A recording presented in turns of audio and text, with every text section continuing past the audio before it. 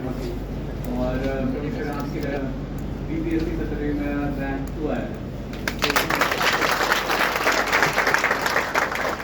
आप सबों की तरह मैं भी बहुत ही कॉमन हूँ, ऐसे आप बिल्कुल नहीं सोचिए कि मैं आपसे अलग हूँ।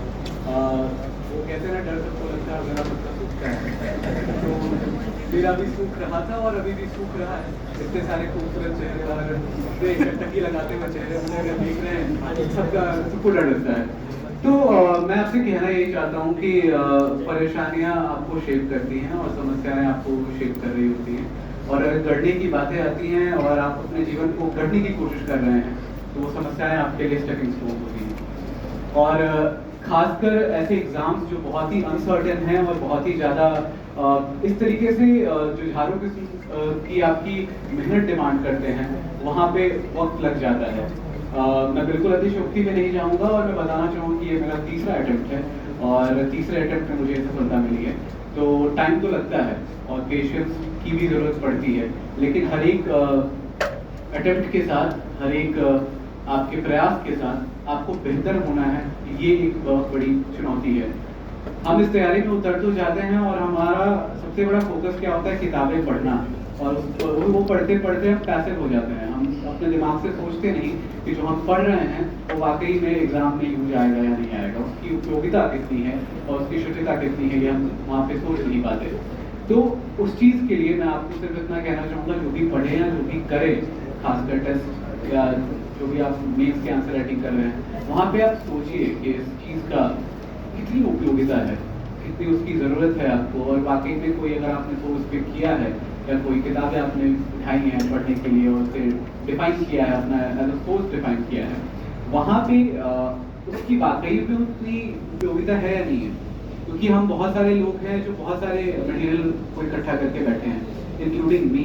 क्योंकि जब आपको सही गाइडेंस नहीं होती है तो आप मटेरियल इकट्ठा करते हैं, और ये बहुत ही स्वाभाविक सी बात है कि जहाँ हमें पता ही नहीं है कि हम क्या कर रहे हैं, तो हम मटेरियल इकट्ठा करेंगे। हमें लगता है ये किताब किसी ने रिकमेंड कर दी, एक टॉपर ने बोल दिया, हम जैसा कोई इंसान हो तो पहले आके बोला हो तो मैंने उठा लिया, और शायद मैं बोल दूँ तो आप उठा ले। लेकिन मैं आपको सिर्फ इतना कहना चाहूँगा कि किसी के कहने भर से वो किताब आपकी नहीं हो जाती है। किताब के साथ आपको 1.5 से 2 साल बितानी होती है, और सोच समझ के वो किताब चुनिए। और उस किताब को अगर आपको लगता है कि आप उसके साथ 1.5 से 2 साल बिता सकते हैं, तब उस किताब को पिक कीजिए। अदरवाइज कोई भी मटेरियल कलेक्ट करने की नीड नहीं है। अगर आपको लगता है कि एडिटोरियल के नोट से चीज़ें हो सकती हैं, डेफिनेटली पिक इट। अगर आपको लगता है किसी और के कोचिंग से भी हो सकती है, वहाँ से भी उठा सकते हैं। लेकिन बशर्ते अगर आपको पता है कि अगर कोई क्वालिटी काम आपके लिए करके दे रहा है, कोई पकी पकाई चीज़ आपकी तब होती है जब आप उसको 3-4 बार पढ़ते हैं, फिर उसे अपनी भाषा में लिखते हैं। तो मैं डेफिनेटली कहना चाहूँगा कि GS1 में जो पकी पकाई चीज़ मुझे प्रवीण सर ने दी थी, वो बहुत ही ज़्यादा कारगर साबित हुई। खासकर GS1 के जो हिस्ट्री की पार्ट है बहुत स्टैटिक है, और आप उसको अपनी भाषा में बार बार डिफरेंट तरीके से लिख भी सकते हैं। तो वो जो पकी पकाई चीज़ है वो GS1 में मुझे और कुछ यूज़ करने की ज़रूरत नहीं पड़ी। लेकिन GS2 में क्या होता है कि आपके पास डायनामिक सिलेबस है, और सर भी एग्री करेंगे और शायद पूरी की पूरी एस्पिरेंट जमात भी एग्री करेगी कि बहुत डायनामिक है। वहाँ पे कोई गेस नहीं कर सकता। सर एक्सपेक्टेड टॉपिक की लिस्ट बनाते हैं, उस पर क्वेश्चंस पूछते हैं, बहुत मेहनत होती है।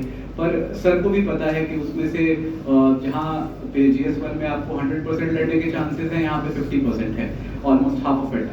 सो उस चीज़ के लिए मैंने बाकी करंट अफेयर्स के नोट्स खुद के बनाए थे, डायनामिक चीज़ों के नोट्स खुद से बनाए थे, पॉलिटिकल जो टॉपिक्स थे एग्जाम में, तो जी सर बिल्कुल उसके बारे में बात करता हूँ। तो जो डायनामिक चीज़ें हैं वहाँ पे आपको करना पड़ेगा। उसके अलावा अगर आप PD देखेंगे तो PD में क्या है कि एक तो आपका नॉलेज है वो डेप्थ में भी होना चाहिए और ब्रॉड भी होना चाहिए। क्योंकि अब अगर आप देखेंगे UPSC भी देने वाले बहुत सारे लोग होंगे, अगर मैं महसूस कर पा रहा हूँ अच्छे खासे लोग हैं, हिलते हुए सर बताते हैं कि UPSC भी दे रहे हैं ये लोग। सो मैं भी देता था। तो जो बेसिक चीज़ें हैं वो UPSC भी आपकी कवर कर देता है। पॉलिटी लक्ष्मीकांत और विवेक सिंह इकोनॉमी या रमेश सिंह इकोनॉमी या मृणाल या जो भी है व्हाटएवर इट इज, वो बेसिक चीज़ें आपकी कवर हो जाती हैं। हिस्ट्री की ओल्ड NCERT या तमिलनाडु बुक्स, तो आपकी बेसिक चीज़ें वहाँ से कंप्लीट हैं। पर फिर बिहार स्पेशल का क्या करोगे?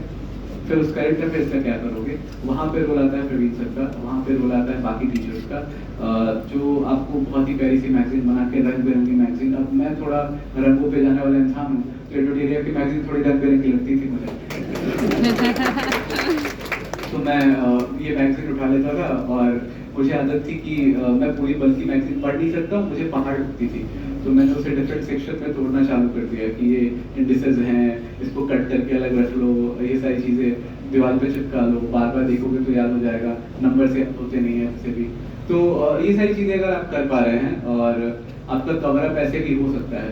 इसके अलावा अगर आपको लगे कि थोड़ी सी चीज़ें और करनी चाहिए करंट अफेयर्स में, तो किसी भी और कोचिंग की मैगजीन उठा लीजिए, आपके लिए सफाइस होगी, उतना ज़्यादा आपको परेशानी नहीं आएगी। लेकिन हाँ, करंट अफेयर एक डाइसी गेम है, जहाँ पे आपके पास 75% ही क्वेश्चन आप बहुत ही होता है कि आप शॉर्ट लगा के आ सकते हैं, लेकिन बाकी जो चीज़ें हैं 25% उसकी कोई बात नहीं है। तो वहाँ पे आप बहुत हाथ पैर मार के भी कुछ नहीं करेंगे, रादर आप अपने स्टैटिक पे ज़्यादा फोकस करिए उस टाइम को बचा के। हालांकि अब लगभग 30 दिन ही बचे हैं प्रीलिम्स में, तो मैं आपको बताऊंगा कि जो स्टैटिक आप हमेशा से पढ़ते आ रहे हैं, और सबकी हैबिट है कि मुझे लक्ष्मीकांत और पॉलिटी के नोट्स बड़े याद हैं, मैं वहीं से रिवीजन स्टार्ट करूंगा या करूंगी, वो चीज़ को छोड़ दीजिए। जो सबसे वीक है उसको सबसे पहले पढ़िए, और उसको ऐसे कवर अप करके रखिए कि बाद में जब अगली बार कुछ और चीज़ हो, एड ऑन हो, तो वो वीक पार्ट आपका वीक ना रह जाए। ठीक है, तो मेरे लिए वीक पोर्शन था करंट अफेयर्स, मुझे सच में नहीं आता था ढंग से, और करंट अफेयर्स के मैं क्वेश्चन देख के बोलता था मुझे उल्टियाँ आ रही है, मैं नहीं कर रही है। ठीक है, सो करंट अफेयर्स होता है, मैं रेगुलर नहीं रह सकता उस चीज़ में, मैं थोड़ा स्टैटिक पे ज़्यादा ध्यान देता था।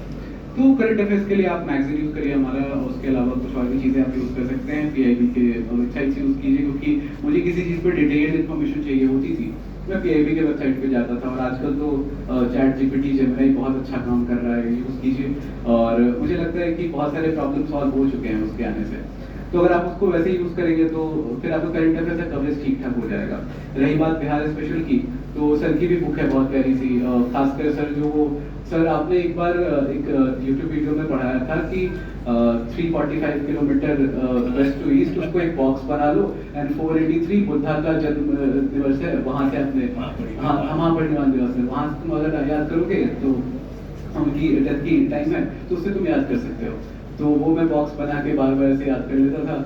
आपने उसके बाद एक और चीज़ बताई थी कि 24 से 27 अक्षांश, और हाँ वैसे तो वो चीज़ दिमाग में छपी रह गई, उसको मैप पे बना के सर ने समझाया था। सर आपने उस वीडियो में बोर्ड और चॉक मतलब वो मार्कर से पढ़ाई थी, हाँ बहुत पुरानी थी, बट वो मेरे लिए आधार का काम कर गई, और वो वीडियोस वाकई में हेल्प की, क्योंकि आपको पता होता है कि अब आप नहीं याद कर सकते कि 345 बार बार नहीं याद कर सकते, रादर आप बॉक्स बनाइए ना, आपको पता चलेगा कि ये ऊपर से नीचे जाती हुई लाइन 345 है, ये वाला 483 है, जो कि सर का टेक्निक था।